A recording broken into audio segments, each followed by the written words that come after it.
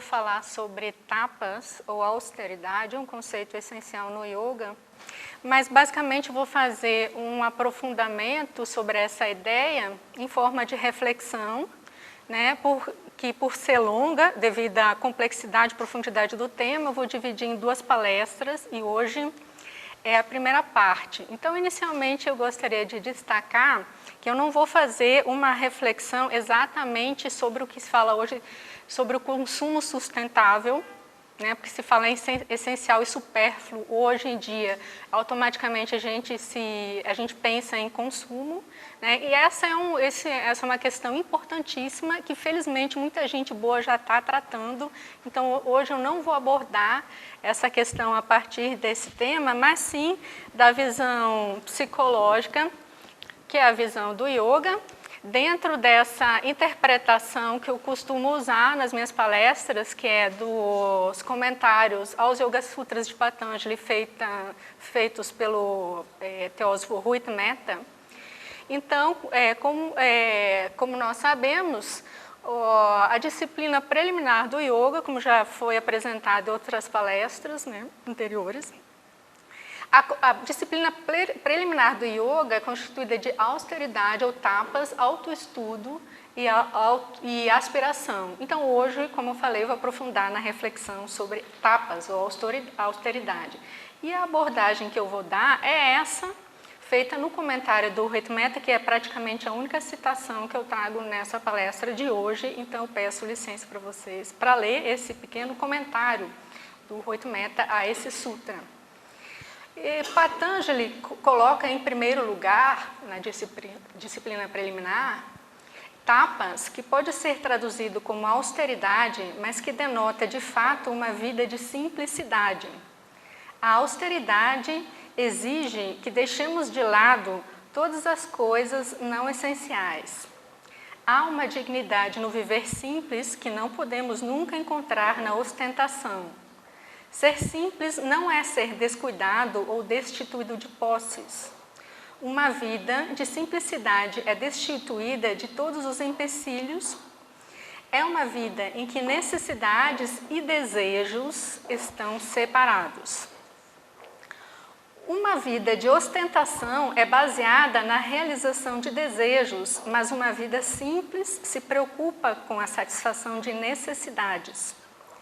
Patanjali aponta que aquele que deseja trilhar a senda do yoga deve voltar-se para as coisas simples da vida. Apenas o homem de vida simples é capaz de suportar as pressões da verdadeira vida espiritual. E logo adiante no texto, ele ainda distingue a austeridade de mortificação ou privação. Ele diz: a vida simples é verdadeiramente austera. Austeridade não é mortificação, nem é levar uma vida anormal de negação. Entretanto, a simplicidade não se preocupa com a rejeição das coisas e dos objetos, de modo a levarmos uma vida de severas privações. Ela nasce de uma mente que é simples, mas exatamente de uma mente que é inocente. Então, dentro desse contexto do yoga, que eu começo essa reflexão. E aí hoje eu gostaria de começar pensando sobre uma história, né, um fato que eu presenciei. Foi mais ou menos no ano de 2006, quando eu fui a um local de tentativa de homicídio, num lugar na periferia de Brasília, né, um lugar pobre. E lá tinha um menino de mais ou menos 12 ou 13 anos que me viu e veio falar comigo. As crianças sempre tinham curiosidade de falar comigo. E aí, nessa conversa, ele perguntou se eu conhecia, se eu tinha ficado sabendo de um fato que ocorreu naquele lugar, de um menino que tinha assaltado um ônibus. Agora, eu não lembro mais que era só um assalto, um roubo ou um latrocínio, mas no mínimo um assalto. E eu fiquei curiosa, principalmente porque esse menino começou a falar sobre as implicações legais daquele crime, e eu, como bacharel em Direito, fiquei um pouco envergonhada, né, de mim mesma, porque o menino sabia a legislação penal E o Estatuto da Criança e Adolescente, mais de cor que eu, que se eu tivesse que tirar aquela dúvida do que se aplicaria àquele fato, eu teria que consultar, mas o menino sabia de cor, né, o que se aplicaria no caso daquele menino que ele conhecia que tinha cometido aquele crime. E eu vi que o problema, então, não era de informação, seria mais de formação, e aproveitei e perguntei, vem cá, mas você conhece bem esse menino? Sim, ele é meu coleguinha de escola, meu amigo. Mas por que ele foi fazer isso? Foi assaltar ônibus, um menino dessa idade? E ele olhou para mim e disse assim, olha, muito simples, ele queria um tênis e tinha que ser da marca tal, tinha que ser original. E como a mãe dele não tinha dinheiro para comprar aquele tênis da marca original, ele foi assaltar o ônibus para conseguir, né, o dinheiro para comprar o tênis. Aí eu fiquei pensando o grau de pressão que uma criança dessas recebe a ponto dela ter que dar um jeito de conseguir aquele tênis. Né? E vocês vejam que o problema, a necessidade daquela criança, não é exatamente calçar os pés. Né? Porque se fosse calçar os pés, qualquer tênis serviria, de qualquer marca, não precisaria ser original e ele não precisaria assaltar o ônibus. Mas precisava ser original, porque provavelmente ele viu na propaganda que as pessoas que usam aquele tênis da marca original são as pessoas bacanas, são as pessoas incluídas na sociedade, são as pessoas legais, e os outros que não usam são trouxas e não aceite imitações. Né? Então, essa questão merece até uma discussão à parte do quanto que nós somos responsáveis, nossa sociedade, por esse estado de coisas, por esse tipo de ideologia, né, de ideia, penetrar de um modo tão profundo na sociedade como é hoje, né, e principalmente nas crianças e nos jovens que são mais vulneráveis, que têm menos vivência, menos senso crítico. Né, e o que nós podemos fazer, e até que ponto nós somos responsáveis. Mas não é exatamente esse o ponto da minha reflexão de hoje. Eu queria focar na questão de o que o menino está buscando, o que ele precisa e onde ele vai buscar. No caso, o problema não era nos pés, mas ele estava buscando no tênis. Então, eu passo a questão do menino para agora um outro exemplo fictício, que, como diz na abertura da novela, qualquer semelhança com a realidade é mera coincidência, eu tenho certeza de que há. Mas eu estou inventando uma hipótese do caso daquela mulher, vamos supor, de classe média ou média alta, que tem um armário de sapatos mais ou menos como esses, e tem 100 pares de sapato já. Aí você vê que ela não tem problema nos pés, né? Porque ela está muito bem calçada, e talvez o problema dela não seja exatamente se sentir bacana e nem não ser discriminada na hora de entrar num shopping, por exemplo, que uma criança dessas pobre poderia sofrer. Né? Então, ela já é bacana porque ela pode comprar sapatos muitos de marcas originais, né? Ela pode entrar num shopping, em qualquer lugar, sem sofrer nenhum tipo de discriminação. Né? Mas vocês veem que isso não é o suficiente, porque ela tem 100 sapatos. Por que ela precisaria de 100 sapatos? E provavelmente essa que tem 100 sapatos, ela vai chegar a ter 200 sapatos. Né? Porque se 100 não são suficientes é porque tem alguma coisa que não está sendo suficiente, que poderia ser, no caso, se fosse o problema só nos pés, suficiente. Essa mulher, nesse meu exemplo hipotético, claro que as hipóteses são milhares, as pessoas são muito diferentes, mas nesse exemplo que eu estou inventando, talvez ela precise, além de ter os sapatos, se sentir incluída na sociedade, ser tratada sem discriminação, ser bacana, ela ainda precise arrasar, como a gente diz, com esses sapatos. Né? Então, assim, puxa, se eu comprar agora esse par de sapatos que eu estou vendo, vamos pôr a mulher lá no shopping, eu vou arrasar. Só que ela não vai arrasar por causa dos sapatos, né? Isso é certo. Mas, de repente, se ela viu na propaganda ou na mídia ou de alguma forma que se ela tiver aquele sapato, ela vai arrasar, na hora que ela está comprando aquele sapato, ela sente aquela promessa e, de alguma maneira, ela realiza de uma forma muito efêmera, muito rápida, aquele sentimento de realização que ela está buscando. Só que como aquilo é tão rápido, tão superficial, daqui a pouco ela precisa comprar de novo para sentir aquilo, né? Então ela vai comprando centenas de sapatos. Poderia ser também perfumes, né? Como aquela moça que viu na propaganda, se você comprar tal perfume de tal marca, e esse que eu trouxe aqui no exemplo que não tem marca nenhuma, tal perfume de tal marca vai fazer os homens caírem aos seus pés. Talvez seja isso, né, que ela esteja buscando de uma certa forma, só que, a não ser que ela use muito perfume no elevador trancado e o cara que tem asma do lado se sinta sufocado, desmaia e cai aos pés dela, nenhum homem vai cair aos pés de uma mulher por causa daquele perfume, daquela marca que foi anunciado na propaganda. Então, assim, nessa sequência de exemplos que a gente está, nos sapatos principalmente, a pessoa já resolveu o problema dos pés, já se sente bacana, já foi aceito na sociedade, mas talvez ele queira ainda algo mais, como, por exemplo, arrasar.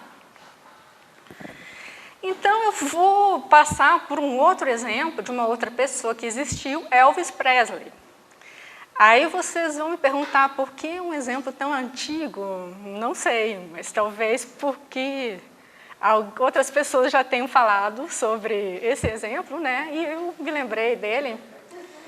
Então, vocês veem, Elvis Presley, né, que era um cantor muito famoso para os jovens, um cantor muito famoso de música popular dos Estados Unidos na década de 50, 60.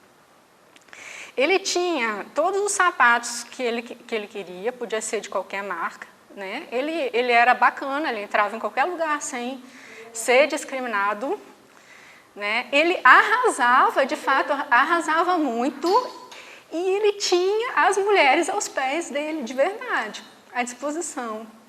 Né, e todos os sapatos, de todos os tipos e todas as outras coisas que ele quisesse. Então, vocês veem que isso não deveria ser suficiente, porque Elvis Presley, não contente com tudo isso, insatisfeito, dependia de pílulas, tanto para dormir quanto para acordar, e mais, sei lá, outras substâncias que eu não vou me reportar agora, que eu também não sei exatamente, mas acabou morrendo com 42 anos de idade, no auge da fama, né, tendo toda essa linha de raciocínio que a gente desenvolveu até aqui. E vocês veem que isso não foi suficiente. Né? Aí, como Elvis morreu, né, apesar de muitas pessoas dizerem Elvis não morreu, pode ser que não tenha morrido aqui entre nós em memória, né, mas como Elvis morreu, nós não podemos perguntar para Elvis. Eu me lembrei de uma entrevista que eu vi na televisão com uma mulher, uma dançarina de boate profissional que dançava numa gaiola pendurada perto do teto, e era uma moça muito bonita, e ela arrasava ali entre os homens, né, fazia o maior sucesso. E, para minha surpresa, nessa entrevista, o jornalista perguntando sobre a vida pessoal dela, ela revelou que ela era uma pessoa profundamente solitária. Né? Aí o jornalista achou estranho e perguntou, mas como você é uma pessoa solitária se você faz tanto sucesso, né? Arrasa tanto lá no seu trabalho e os homens ficam, como a gente fala hoje em dia, babando, você é uma pessoa solitária. Aí ela respondeu, que eu achei muito interessante, de uma maneira até muito sábia, disse assim, não, o que eles admiram não sou eu, é o personagem. Né? Então, isso me leva a uma outra história que um dia me contaram de uma grávida que tinha desejo de comer tijolos. Eu achei muito curioso, imagina se ela... E comia tijolos, imagina se ela não come e o filho nasce com cara de tijolo, né? É um perigo. Então, ela comia os tijolos, né? E aí alguém foi me explicar que provavelmente isso tem a ver com uma questão que a nutrição chama de fome oculta, e eu trouxe aqui nessa citação da Wikipédia, que é, na verdade, uma deficiência de um determinado nutriente, nesse caso, então, seria um mineral, que ela, de uma forma totalmente inapropriada, identificou que continha ali naqueles tijolos. Isso me leva a pensar que talvez o problema da essência, do essencial e do supérfluo, ele tenha mais a ver com uma questão de discriminação entre aquilo que nós precisamos, das nossas necessidades reais, e as nossas falsas necessidades, as nossas ilusões. Né? Porque se vocês me perguntarem assim, puxa, então você entende que essas pessoas talvez estejam buscando afeição, reconhecimento, o amor, eu posso dizer que nesses exemplos, sim, talvez não seja tudo isso que as pessoas busquem, né, de forma enganosa nas coisas, mas nesses exemplos, sim. Aí você me pergunta se eu acho isso legítimo, aí eu respondo a vocês, eu retribuo a vocês a pergunta, o que vocês acham, tendo em vista que há mais de 2000 anos nós já ouvimos e talvez não aprendemos muito bem a lição. Amai-vos uns aos outros.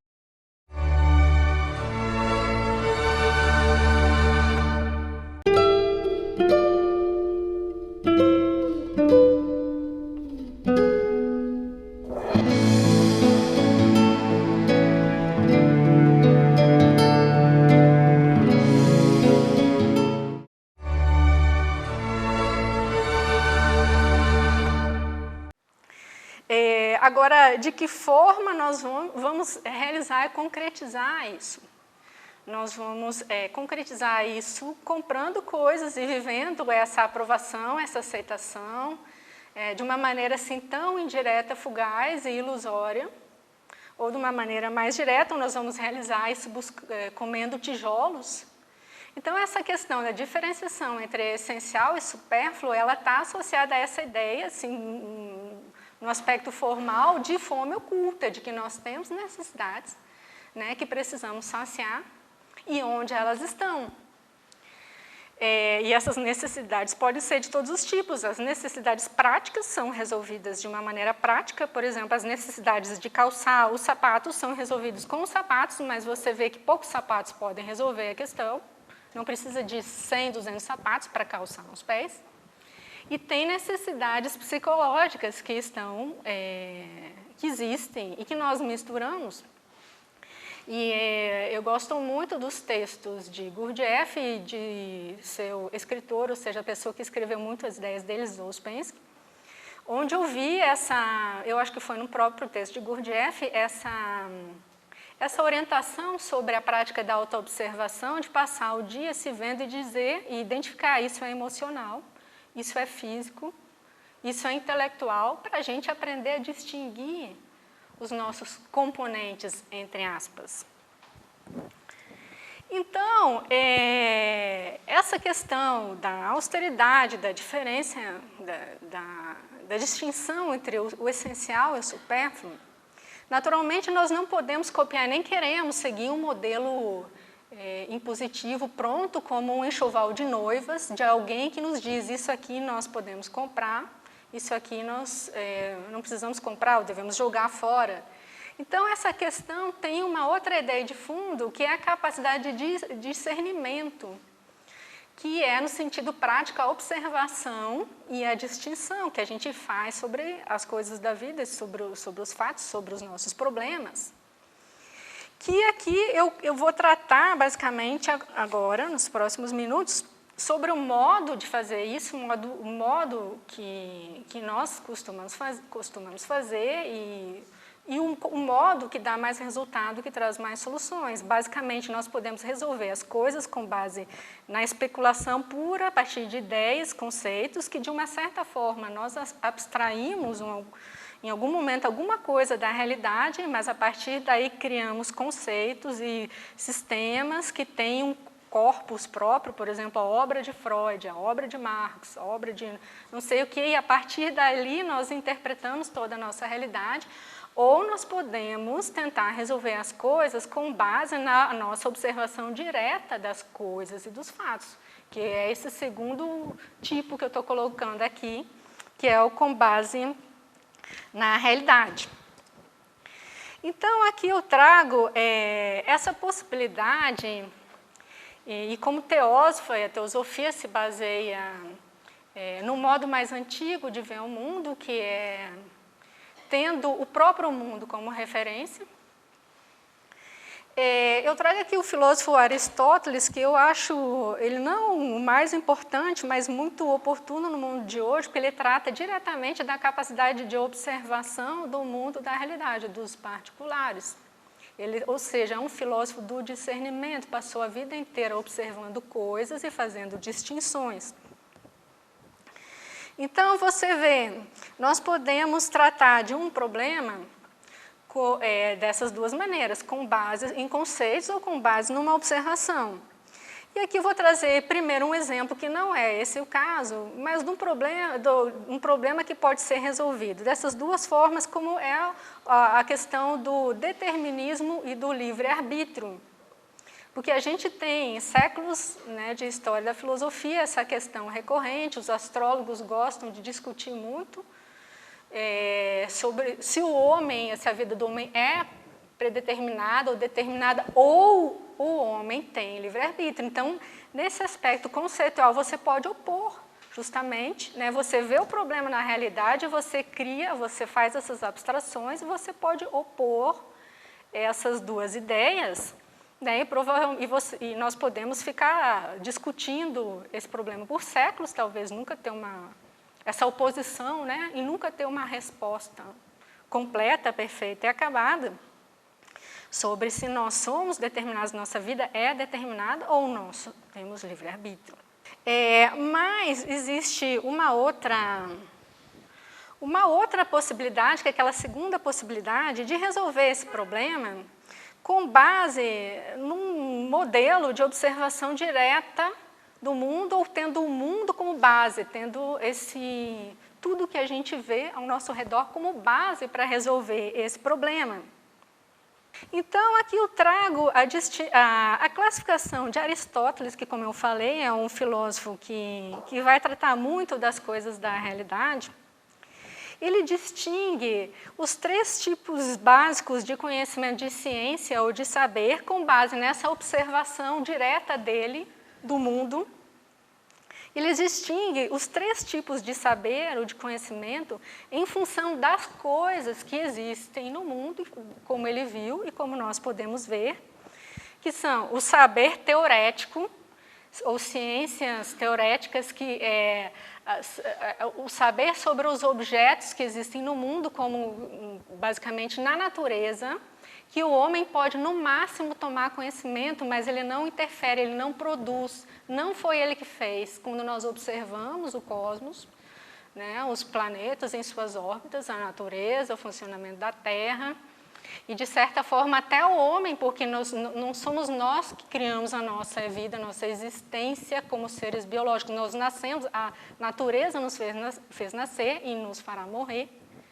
Então, essas coisas que funcionam no mundo e que nós podemos, no máximo, ficar sabendo, são os objetos de saber teorético.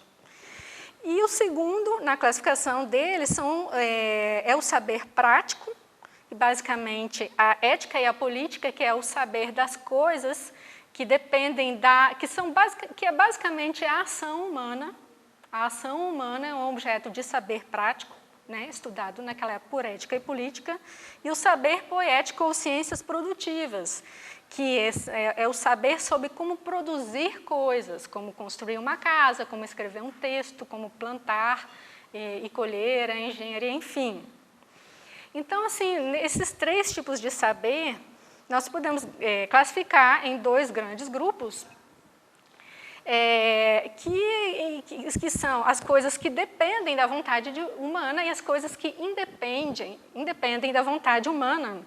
Aí vocês veem que essa questão do livre-arbítrio e do determinismo, que nessa forma puramente conceitual nós colocamos como opostos, dentro desse modelo baseado na estrutura real do mundo, eles não se colocam como opostos. Por quê? Porque dentro daquilo que entra no saber prático e poético, tudo vai depender do homem. A ação humana né, ou a produção humana. Então, ali o homem tem livre-arbítrio, né? E o homem, enquanto um produto da natureza, inclusive regido por leis cósmicas que determinam seu nascimento e sua morte, inclusive as leis da causalidade que vão unir as causas e os efeitos naquele saber prático e poético, a gente vê que cada coisa nessa ordem cósmica tem o seu lugar. Então, o homem, ao mesmo tempo que ele tem uma esfera de livre-arbítrio, ele também é determinado. Então, nós não temos mais um problema, uma oposição. Então, essas duas maneiras de ver o mundo determinam totalmente qual é a solução que nós vamos ter para os nossos problemas. E a filosofia grega, de modo geral, né, pelo menos os filósofos mais importantes, eles têm um mundo, ela tem um mundo como a referência base para o entendimento, que a partir da modernidade, já na época de Descartes, isso vai desaparecer e aí a razão passa a se apoiar em si mesma.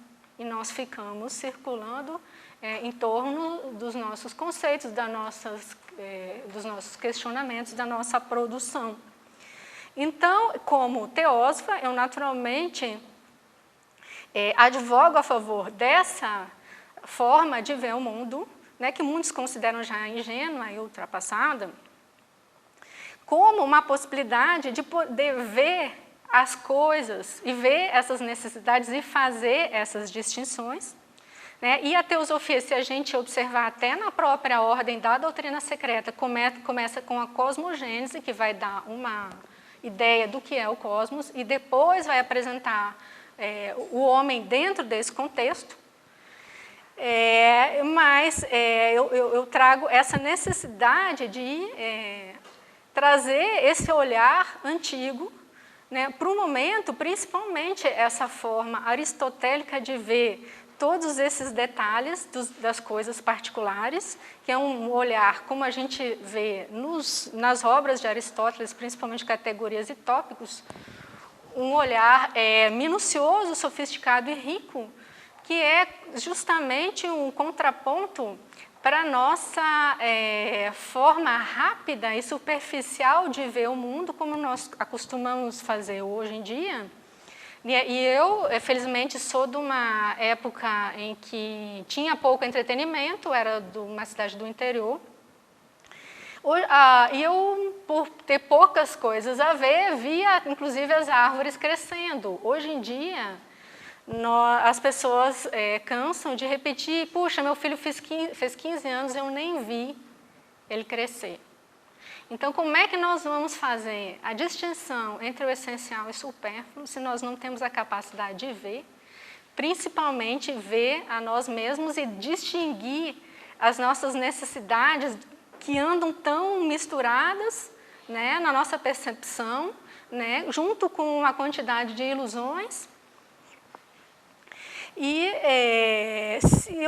eu coloco essa questão, essa necessidade de reflexão sobre o consumo e a distinção entre o essencial e o supérfluo, como nós vamos fazer, se nós vamos fazer com base numa abstração, né, a partir de ideias que a gente já tem da nossa cultura, né, sobre, por exemplo, o capitalismo, né, essas construções ideológicas, a gente vê as críticas ao consumismo muito com base nessas ideias. O capitalismo é do mal, né, se faz assim, uma polarização, se abstrai, isso é um problema do capitalismo, excesso de produção de coisas, consumismo. Agora, se eu ficar nesse modelo conceitual e criar um oposto, eu vou dizer assim, não, o capitalismo é do mal, ele nos faz comprar uma porção de coisas, né, como se o capitalismo fosse um aplicativo, que uma nave espacial veio aqui e instalou na gente, não depende de nós. Né? E aí, como oposição a isso, eu crio uma comunidade alternativa no meio do mato, no meio da floresta, onde então nós não vamos comprar mais nada, E aqui eu não estou fazendo uma crítica a nenhuma forma de produção alternativa, não. Estou criticando essa proposta de solução com base nessa oposição. Então, nós vamos criar uma sociedade no meio da floresta e nós não vamos mais comprar nada. Nós vamos plantar nossa própria comida, pegar água do rio, nós vamos fazer a nossa própria pasta de dente, nosso próprio sabonete, não compramos mais papel higiênico, usamos as folhas, e não compramos mais nem palito de fósforo, claro que eu estou exagerando. As pessoas dizem assim, puxa, então é uma comunidade que vive só com o essencial. Agora, se você pensar bem, você pode questionar da seguinte forma, quantos minutos ou quantas horas a pessoa vai gastar na sua vida para fazer fogueira com pedra ou riscando graveto, né? Porque tem uma forma que na época das cavernas se fazia, o fogo bate na pedra, né? E se faz o próprio fogo sem precisar comprar o palito de fósforo, o isqueiro, que seria do capitalismo. Aí eu poderia perguntar assim, mas quanto tempo de vida você gasta fazendo tudo isso? Né? Produzindo a própria pasta de dente, o sabonete, plantando. Quanto tempo você gasta fazendo fogueira com pedra que você poderia usar para fazer uma coisa essencial, mais essencial? Aí o bicho pega, né? Que aí volta o problema do essencial. Então, como é que nós vamos resolver o problema do essencial com base nessas construções polarizadas, né, de oposições, como eu expliquei na última palestra sobre o pensamento formatório, que é um pensamento superficial que gera automaticamente opostos. Então, se você pensar bem, assim, o que eu fiz da minha vida? Puxa, eu economizei um monte de palito de fósforo. Será que você vai considerar isso essencial antes de morrer? Puxa, eu economizei um monte de sabonete, né? Não comprei produtos do capitalismo.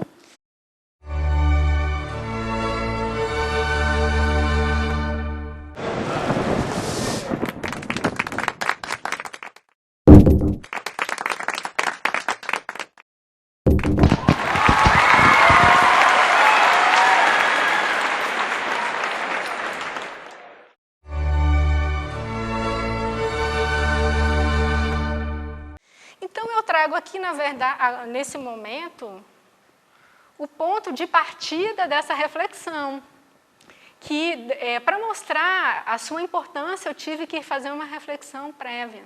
E o ponto de partida que eu trago para uma reflexão mais justa sobre o que é essencial e supérfluo na vida é a morte.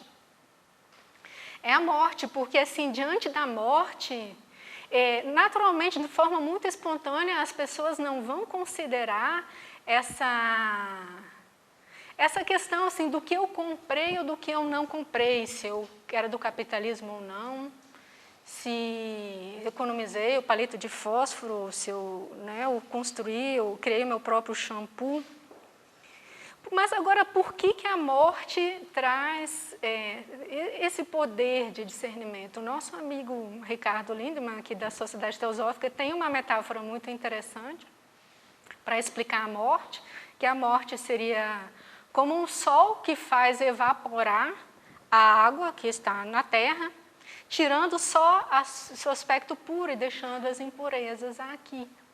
Mas por que será que ela tem esse poder? E aqui eu trouxe a figura de Cronos, o deus do tempo, que está com um reloginho na mão e uma foice na outra, pronto para ceifar a nossa vida. E ele vai chegando, ele diz assim, o seu tempo acabou.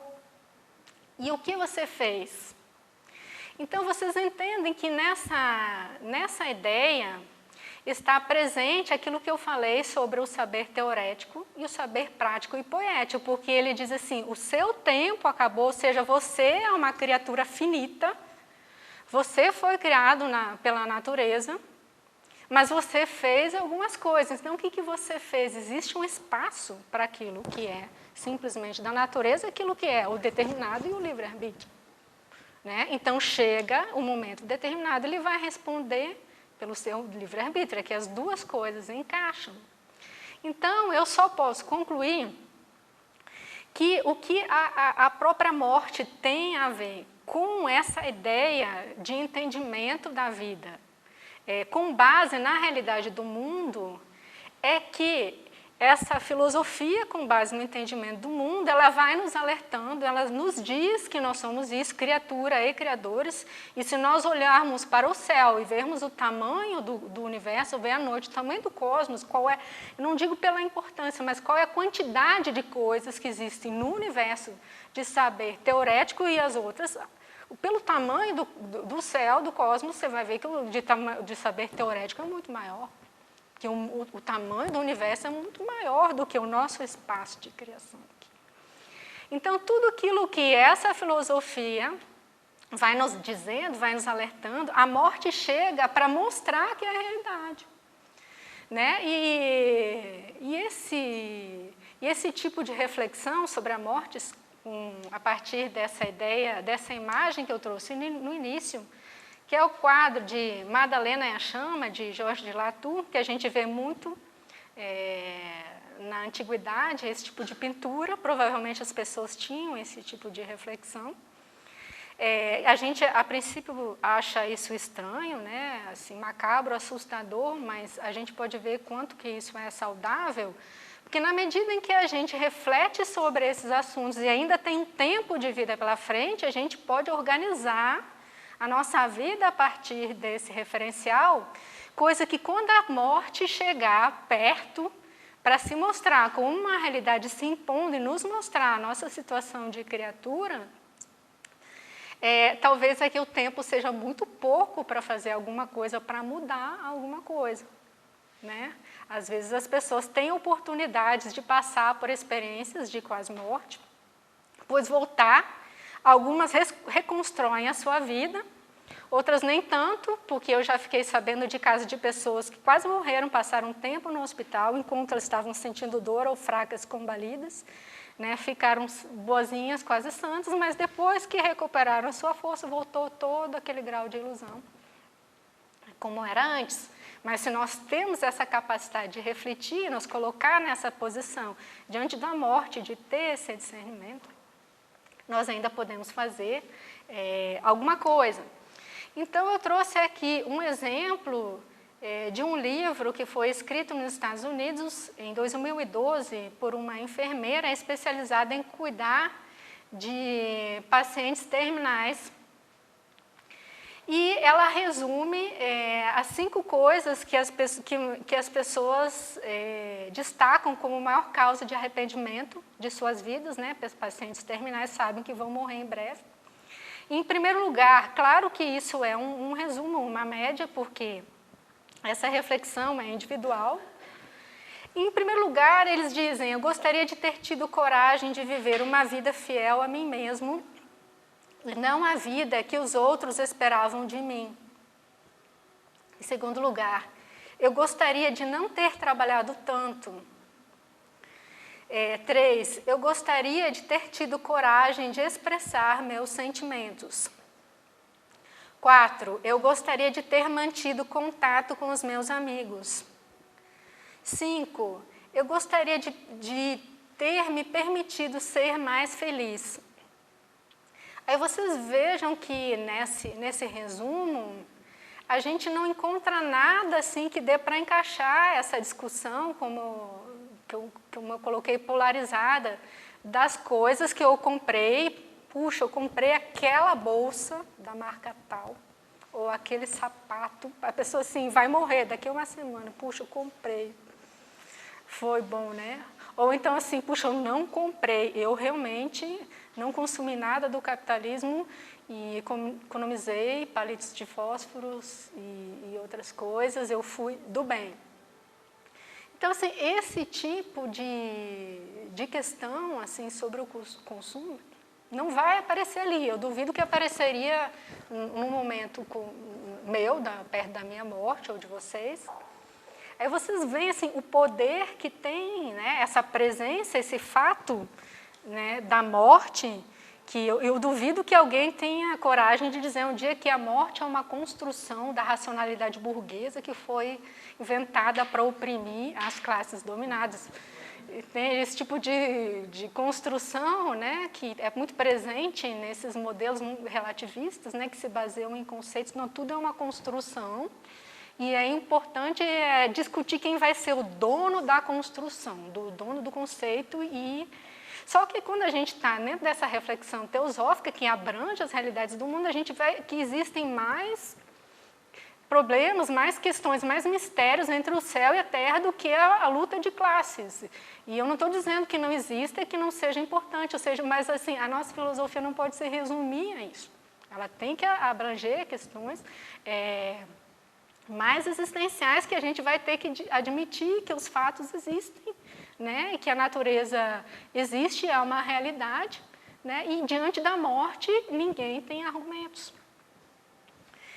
Então, eu queria destacar que essa base de reflexão, que ainda vou continuar mais à frente, ela não vai se resolver, no meu humilde entendimento, nessa polarização das coisas que nós vamos comprar, né? E que as coisas que nós compramos, elas não são necessariamente um problema na medida em que a gente consegue colocá-las no seu devido lugar. No momento em que nós economizamos tempo de vida em produzir coisas para nos ocupar de questões existenciais, e a própria Revolução Industrial poderia ser uma solução para isso, poderia ser excelente para isso, né? No momento que as máquinas poderiam fazer esse trabalho não essencial e o homem se ocupar de questões essenciais, né? Só que, na verdade, não é assim que nós nos comportamos. A Revolução Industrial aconteceu e nós não colocamos as máquinas, a indústria, para fazer o supérfluo, para nós nos ocuparmos mais das questões essenciais, muito pelo contrário. Aqui eu trouxe o exemplo do quadro de Tarsila do Amaral, Os Operários, em que ela faz a crítica a isso e ela empilha as pessoas como coisas diante da fábrica.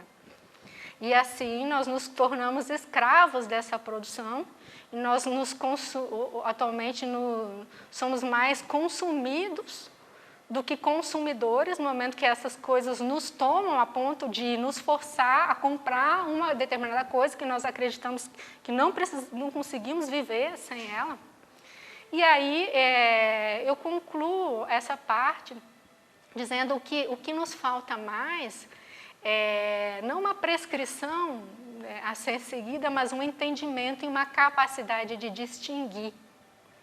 Ou seja, essa questão da austeridade pressupõe a capacidade de discernimento, porque quando nós definimos aquilo que é essencial, o supérfluo naturalmente vai ocupar o lugar que lhe é próprio. Então, o nosso problema atual é a falta de entendimento do que é essencial para nós na vida, né? Tanto na vida cotidiana, nas questões da nossa constituição, que chamamos, entre aspas, de inferior à nossa natureza mental, à nossa natureza intelectual concreta ou física, quanto das questões que consideramos, entre aspas, superiores ou espirituais, as quais eu vou aprofundar mais na próxima palestra.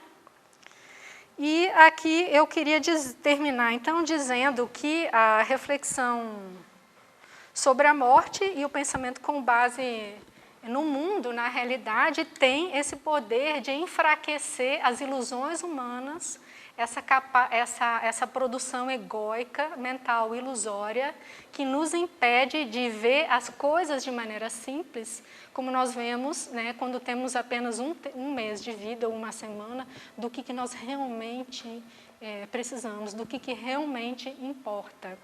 E para não terminar de uma forma parecendo assim macabra, falando sobre a morte, né, eu queria terminar lendo um pequeno trecho como um recurso meramente poético, não entrando na filosofia, do livro de Kant, a Crítica da Faculdade do Juízo, em que ele fala sobre a estética, e no capítulo que ele fala sobre a experiência do sublime em relação à natureza.